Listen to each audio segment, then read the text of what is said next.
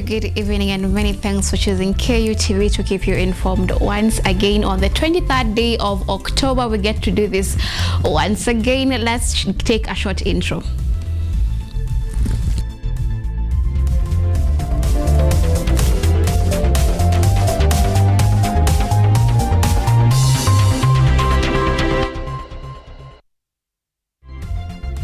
This is KUTV Primetime News with Yvonne Kemuma.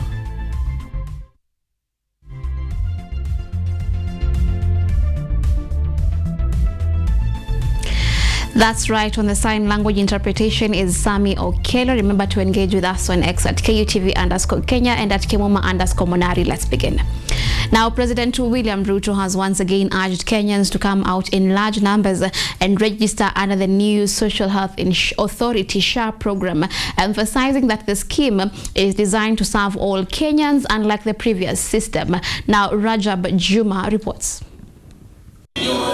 Speaking during the funeral service of the late Mzee Kirocho Kanja, the father of Inspector General of Police Douglas Kanja, held in Laikipia County, President William Ruto has reiterated his support for the Social Health Authority, calling on more Kenyans to register and benefit from accessible, quality health care. Wote tulio nafasi ya uongozi, hakuna haja ya kuwachochea wananchi hawa. Waeleze Ruto anajenga nyumba kiasi fulani, mimi nitajenga zaidi ya yeye. Wananchi waeleze vile utafanya zaidi. Sindio? Yes. Let us compete, tushindane kwa mipango ya kuinua Kenya. Sio kushindana kwa chuki ya kuharibu nchi yetu. The president also strongly condemned the rising cases of cyberbullying crimes, warning that those found engaging in such acts will face the full force of the law. His sentiments were echoed by Majority Leader of the National Assembly, Kimani Ichung'wah.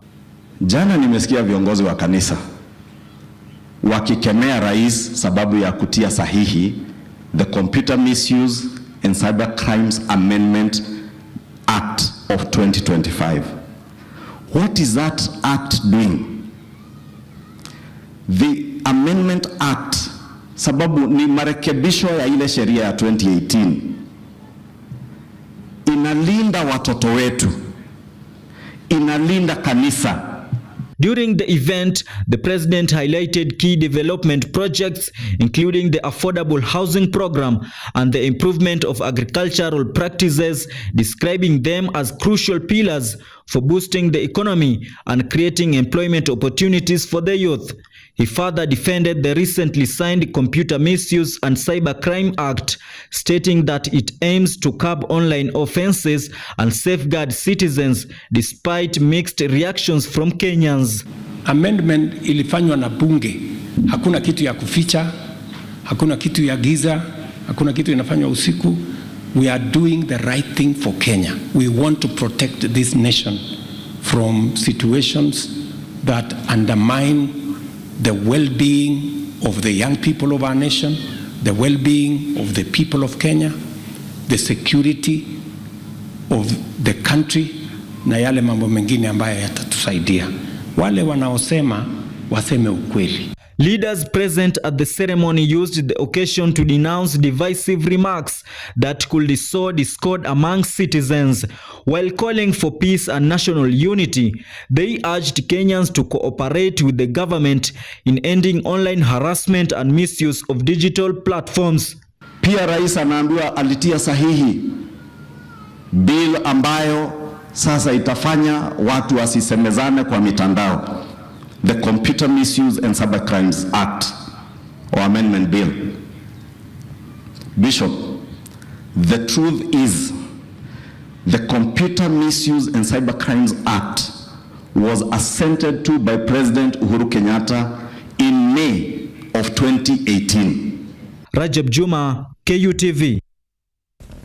Many thanks, Rajab, for that report. Let's continue. We're on to Nyeri, where Nyeri Governor Mutahi Kahiga continues to face backlash over his controversial statement that he made during a burial in Nyeri, suggesting that the death of former Prime Minister Raila Odinga was God's plan to get the mountain region back to enjoying state resources that have been diverted elsewhere. The embattled Nyeri Governor Mutahi Kahiga continued to feel the pinch of wrath of Kenyans over his reckless utterance about the death of late former Prime Minister and ODM party leader Raila Odinga, with a section of Mount Kenya leaders adding their voice to the long list of critics.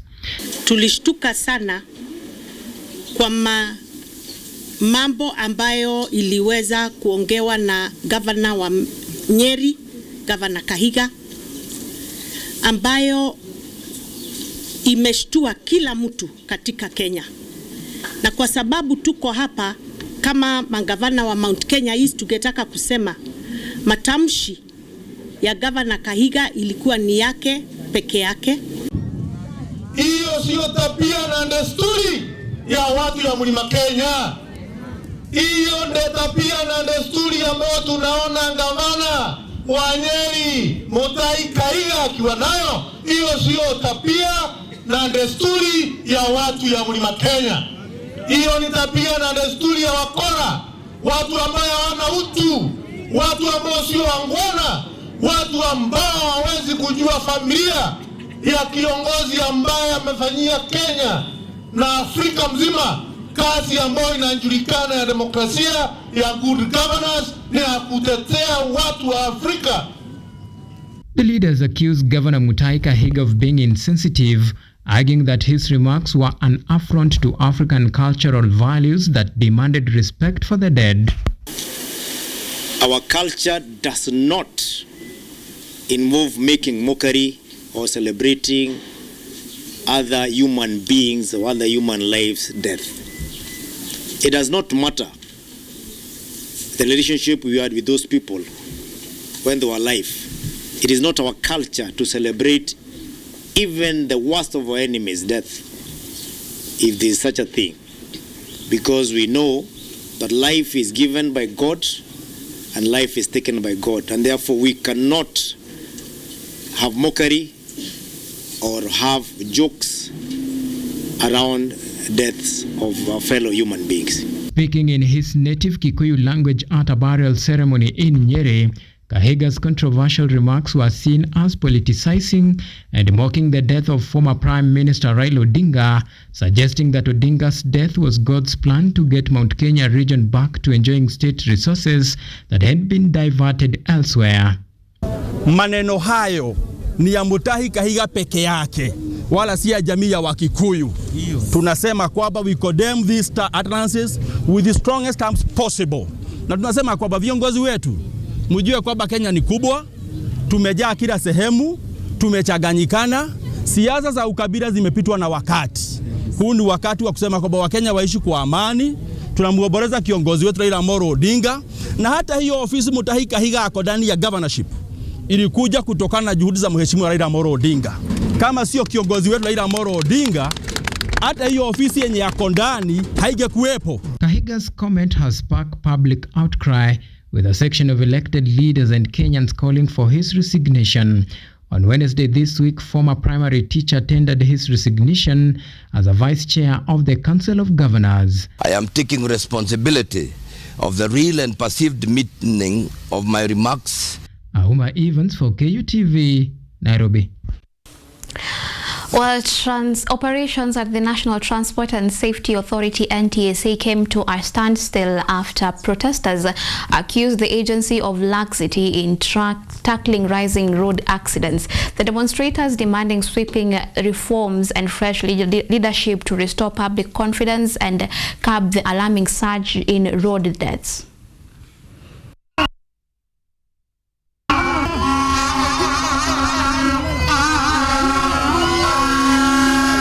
Protesters demanding accountability at the National Transport and Safety Authority (NTSA) accused its leadership of gross inefficiency. Secretary General John Mutisia said NTSA has failed to operationalize key systems, mismanaged over 4 million smart driving licenses, and neglected vital reforms meant to enhance transparency and road safety. NTSA departments lack access to generate reports necessary for tracking revenue and performance.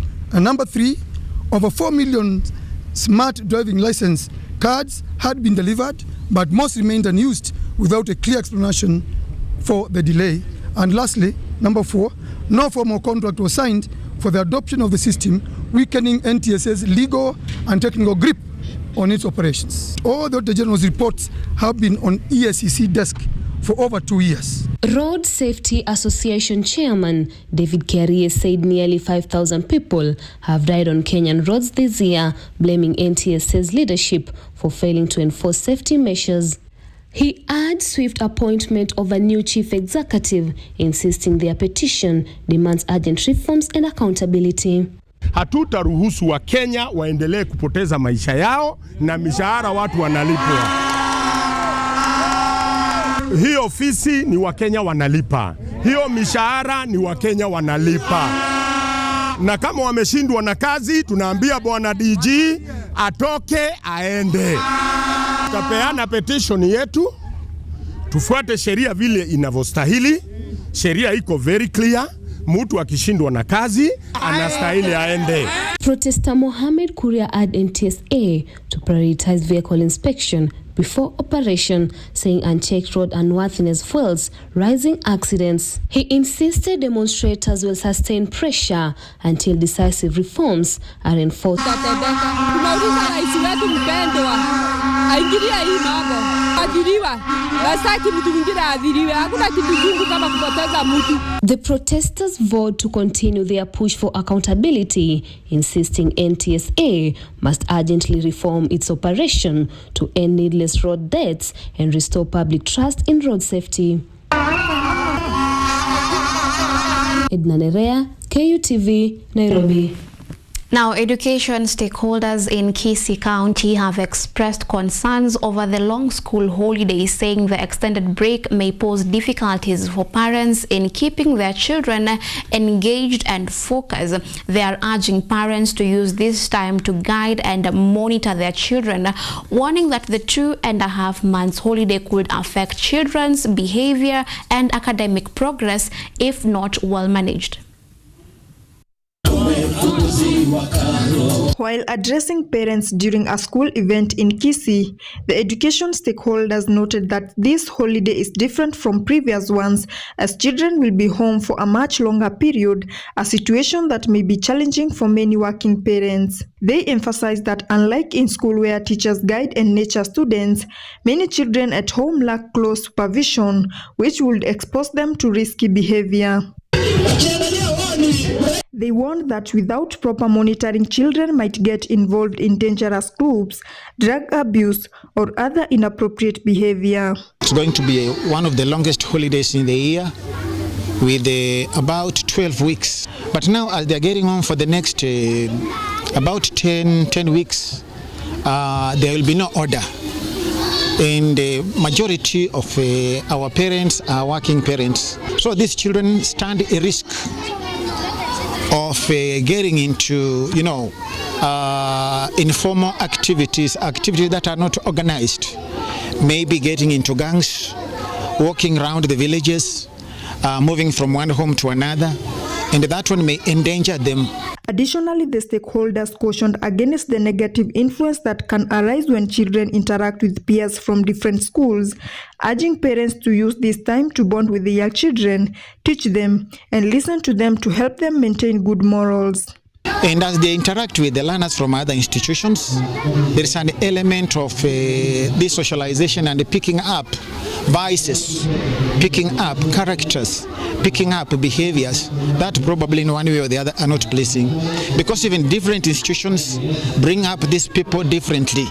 And as they interact, there is an element of copying from one another. Parents take care of these kids because there are several types of child abuse. So when they shall be back at home, take good care of them as teachers have taken care of them here in school. They further reminded parents to be careful about how they engage in politics in front of their children. There's a lot of political activities, and we know parents tend to take into account or rather give a lot of interest to politics at the expense of children. Whatever we are trying to do, let's remember the children are copying from us. The children are seeing what is happening. Let's try to be sober as we are conducting our political activities. This call serves as a reminder that parents are the first teachers of their children, and just as teachers nurture students at school, parents should do the same at home.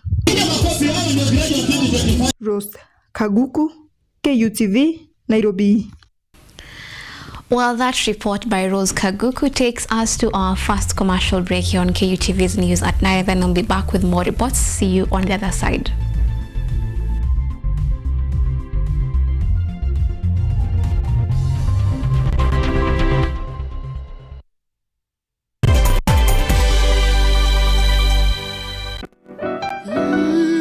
Miti miti, panda panda, miti miti. Our planet's future is in our hands. However, there is a threat to the brightness of this tomorrow. On EarthCheck, we share the challenges, the solutions, and the hope. I would call this a very momentous day, a very critical day. Every episode, every story, every step we take creates a ripple. Join me, the environmentalist Emmanuel Kutosi, on KUTV every Wednesday at 8 p.m. and be part of EarthCheck. Welcome.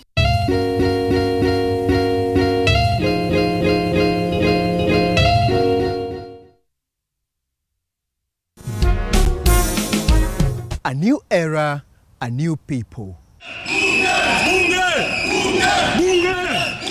This is the Law Matters Show.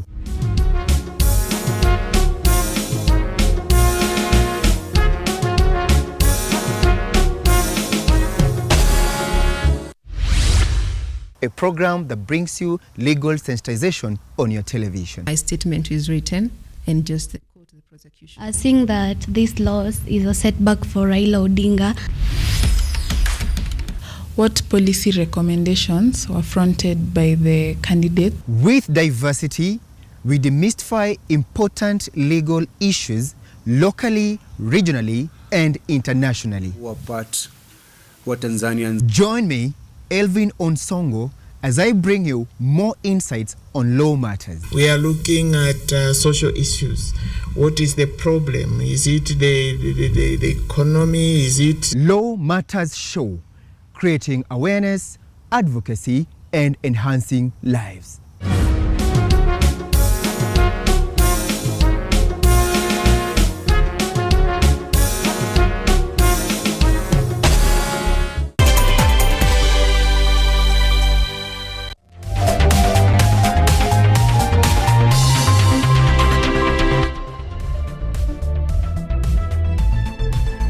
You are watching KUTV Primetime News with Yvonne Kemuma.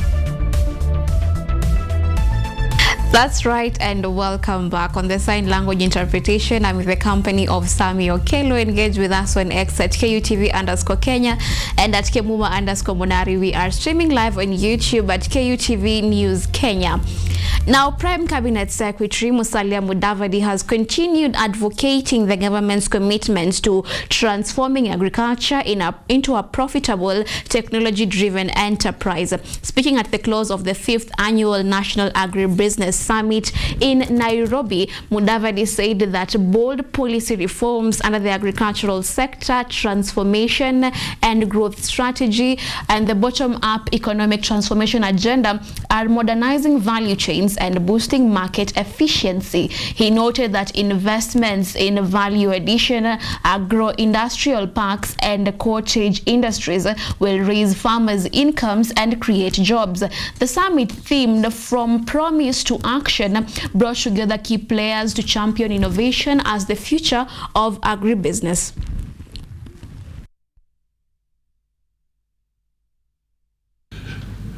Kenya can no longer afford to export raw produce only to import processed goods at a premium. This practice drains national wealth and denies our youth jobs. We are therefore promoting local manufacturing and agro-processing to ensure that more value is retained within our borders. By supporting the establishment of cottage industries, cold storage facilities, and agro-industrial parks, we are not only improving farm incomes, but also creating sustainable employment, especially for women and young people who are the future of this nation. In Laikipia County, prison officials are calling on residents to support former inmates as they reintegrate into society. The appeal was made during the ongoing Correctional Service Week celebrations at Nanyuki GK Prison, where the focus is on transforming lives and promoting community acceptance of reformed offenders. During the graduation of 27 certified professional mediators at Mount Kenya University, trained through the... Speaking during the event, officers at Nanyuki GK Prison have urged Laikipia residents to support reformed ex-convicts, noting that stigma hinders their reintegration. They said inmates have gained vocational skills like carpentry and farming to earn a living and reduce crime recurrence. Dunston Atama, the deputy in charge at Nanyuki Prison, said that they are celebrating the rehabilitation of inmates. He urged the public to end stigma against ex-convicts. Department are doing what is pertaining them in the correctional service. We do in the prison, we have the farm whereby we teach them, we correct them to get the skills of farming. We have our industry, which is doing carpentry and other joinery works in the carpentry section. We have other duties in the prison whereby we train these people to be good citizens as we reform them. Assistant Superintendent of Prisons at Nanyuki GK Women Prison, Esther Maina, said they have taught women-friendly courses highlighting empowering female inmates through vocational training in hairdressing, tailoring, and agribusiness, equips them with economic skills for reintegration, urging community support and mentorship. Kwa upande wa kina mama tunawafunza female-friendly courses like hairdressing and beauty, tunawafunza kushuka nywele, urembo, kufanya kazi kama za kutengeneza vitambaa, sweta. Kwa hivyo tunawaomba sana wakija pale nje muweze kuwakaribisha na kuwapa kazi ambazo zitaweza kuendelesha familia zao na kujiendelesha wenyewe katika maisha yao. Wakati watoto wetu watakuwa natoka huku, tutawapokea kwa mikono miwili na kwa furaha zaidi, na vile vile tutahakikisha kwamba zile vitu ambazo wamejifundisha hapa Nanyuki Prison, tutahakikisha ya kwamba wameweza kupata kazi kule nje na vile vile kuweza kuendelea kujikimu kimaisha. Prison officials have emphasized that community support is vital for successful reintegration and reducing repeat offenses.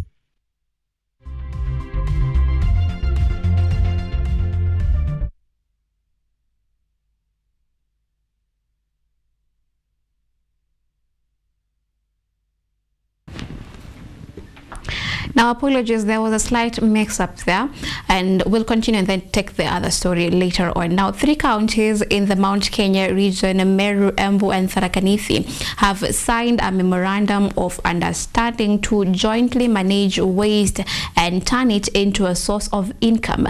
The partnership sealed in Kadhuana, Tharaka Nithi County, will see the counties set up a recycling and processing plant in collaboration with Ghana's Jospon Group.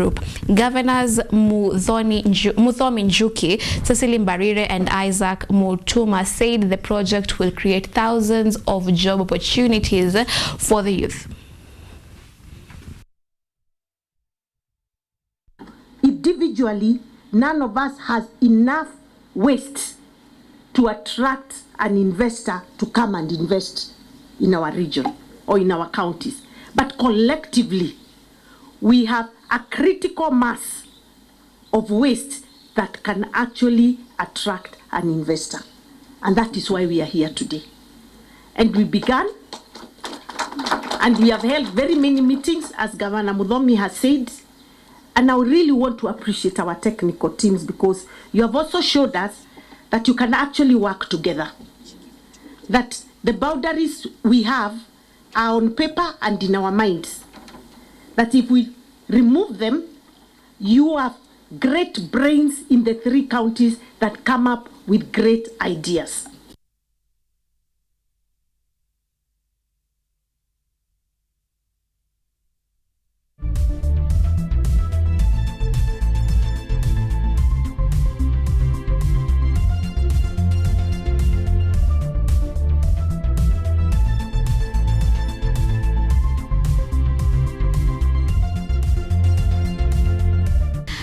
Now, a mediator shortage in the Kenyan court system is slowing down justice delivery across the Kenyan courts as it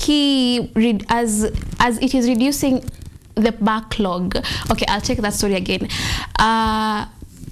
Demand for mediators is increasing in the country as the shortage is slowing down justice delivery across Kenyan court mediation across Kenyan courts. Now, let's take the story. During the graduation of 27 certified professional mediators at Mount Kenya University, trained through the Institute of International and Development Law in partnership with the Suluhu Mediation Center, participants raised concern that Kenya's population of more than 50 million is served by only about 2,000 registered mediators. They noted that the limited number is far below what is required to handle the rising demand for mediation services and to ease the heavy backlog of cases in the courts.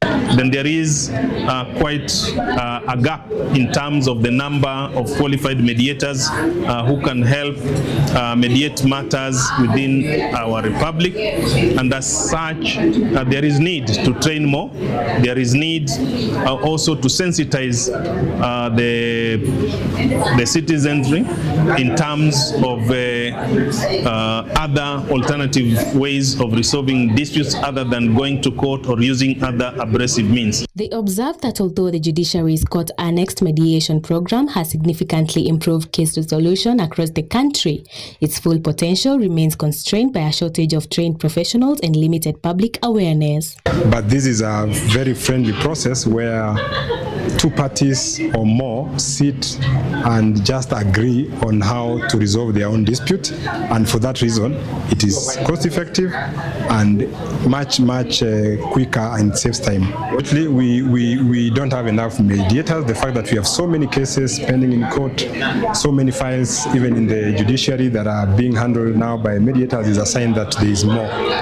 There is more to be done. The chairperson of the Federation of Women Lawyers in Kenya, Christine Kungu, presided over the ceremony and emphasized that enhancing mediation capacity would promote access to justice, particularly for women and marginalized communities. Graduates are encouraged to uphold integrity and professionalism while in their work, while contributing to peace building through dialogue and reconciliation. Today, particularly for the graduates, adhere to the mediator's code of conduct. You are graduating at a time where corruption is cutting and eating us as Kenyans. Please, I want to reiterate, adhere to the mediator's code of conduct designed as a fundamental ethical guidelines. As FIDA, we've implemented our initiatives both individually and collectively with other partners aimed at making access to justice a reality for women and girls in Kenya. Stakeholders called for increased investment in mediator training, accreditation, and awareness creation to strengthen mediation as a practical solution to reducing case backlogs and promoting harmony within communities. Glory Kadure, KUTV, Nairobi. Okay, now we are due for our second break on this particular bulletin, and then we'll be back with the sports stories. See you on the other end.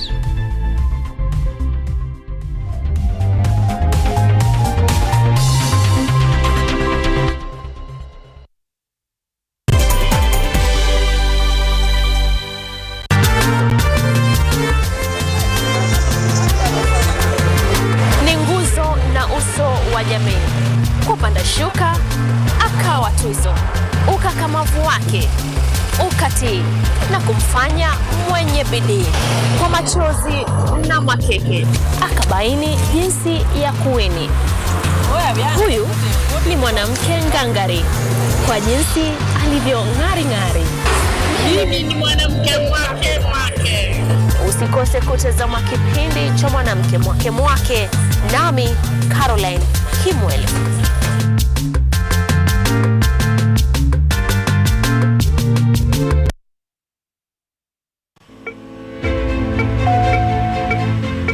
Imagine a world where you are empowered to take charge of your health, where you are well informed about the latest advancements in healthcare and understand the policies that impact your well-being.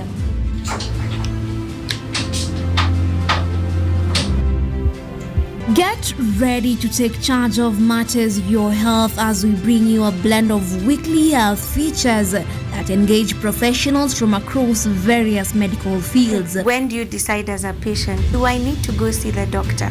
We are at a stage where we are seeing all this manner of chronic illnesses and we wait until we get a disease and then is when we go ahead.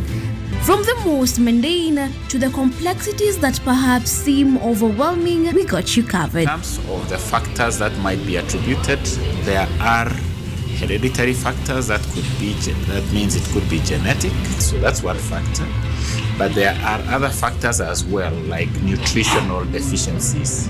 So some vitamins such as folate have been identified to be a factor in those.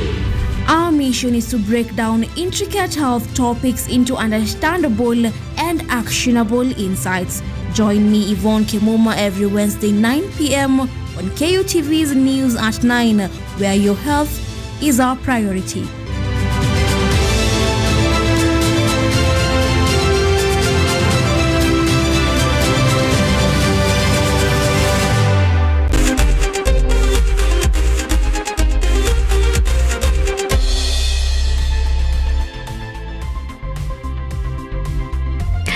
And let's get sporty. The Harambee Starlets has completed their final preparations ahead of tomorrow's crucial Women's Africa Cup of Nations qualifier against the Gambia. Coach Beldine Odemba expressed confidence in her team's readiness, emphasizing focus and teamwork as key to securing a positive result.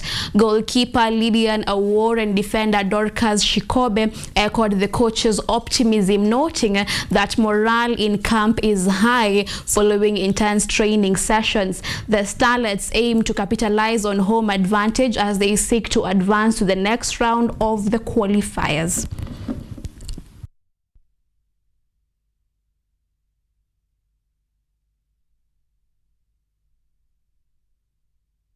Ukiangalia wachezaji tuko na very good quality, kila mtu ako ready, kila mtu ana fight na kila namba iko na kila mtu yenye iko na hiyo capability ya do everything yenye akiekwa mtu yote akipewa hiyo opportunity atapeana their best. Ni very important kwetu because tukiqualify tuende AFCON itafungua opportunities mingi sana kwetu kwa madem and maybe most of us tutapata opportunity ya kuenda nje na kumake it in life, like kupata kitu yenye venye tunaweza jihudumu. Tuko very much comfortable queen game iko mbele yetu juu it's a must to win. Tuko ready ku lose, so tumejiandaa vyema. Kwa mafans game si easy but kwetu tumeichukulia itakuwa easy, so fan wakuje watushabikie venye huwa wanakuja kushabikia boys. Spirits, the girls are looking forward for the match. They also understand that it's a good match and it's an opportunity for them and for Kenya to go and compete in a big stage. We win these two matches, home and away, we play AFCON. So of course there must be pressure from people outside, but inside the camp the girls do not feel the pressure. We don't see it. We see a lot of high spirits and we see players who are looking forward for the match tomorrow. We wish the Starlets all the best. Now, Tujamini Chaza Dimba competition heads to the Nyanza region this Sunday, the 26th of October, with 6 men's and 2 women's teams expected to play. Awendo FC, Bondo United FC, and Shabana Youths will face off in Group A, while Mawego FC, Bobaracho FC and Sindo Select FC will battle for glory in Group B. The overall winner in the men's category will walk away with 750,000 shillings, while the winner in the women's category will smile all the way to the bank with a cash reward of 50,000 shillings. Kwa majina mimi naitwa David Mariga, mimi ni coach wa Bobaracho FC. Head coach. Kwanza kitu naweza sema, mimi niko tayari wakati wowote kwa sababu vijana wangu ni watu tunacheza mpira. Sasa kitu nitafanya, najua naenda kucheza tournament ambao ni kubwa sana, na expect challenge kubwa, so lazima ni prepare vijana kukimbia dakika mingi kwa sababu hiyo games zitakuwa mingi, so lazima tu prepare. Mimi ni mchezaji wa Shabana Youth, mimi ndio captain. Nimekuwa tukicheza county league ya Kisii. Si ndio tumekuwa the top huko juu. Tumekuwa tukipiga hizo matimu zingine. So tukadecide pia tukujaribu huko kwa SportPesa tuone kama tunaweza pata hiyo sponsorship iko na check. Sponsorship ya SportPesa itatusaidia pakubwa sana. Kuna wengi wetu huko hivi wanasumbuka story na viatu, vitu za kutrain. Yeah, so itatusaidia tu sana. Now moving on, 4 Kenyan referees have been selected to represent Kenya at the AFCON Cup of Nations to be held in Morocco later this year. The expected referee Peter Kamaku Waweru is among the referees appointed by the Confederation of African Football to officiate AFCON matches. All 4 are expected to attend a CAF match preparation course before the competition begins in December.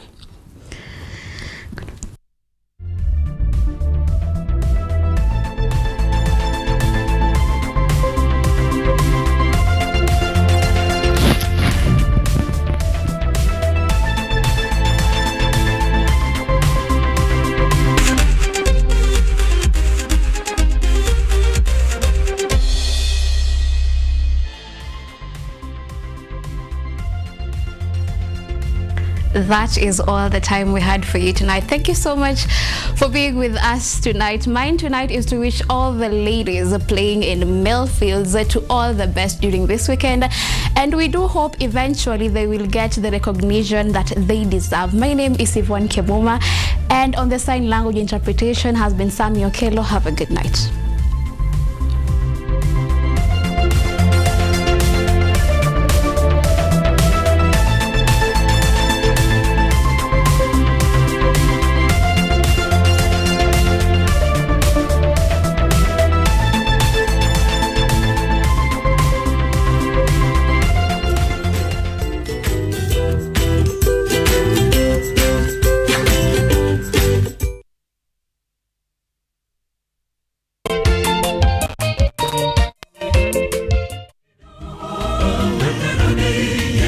Mtazamaji popote ulipo, unapokuwa ukitazama Safina Show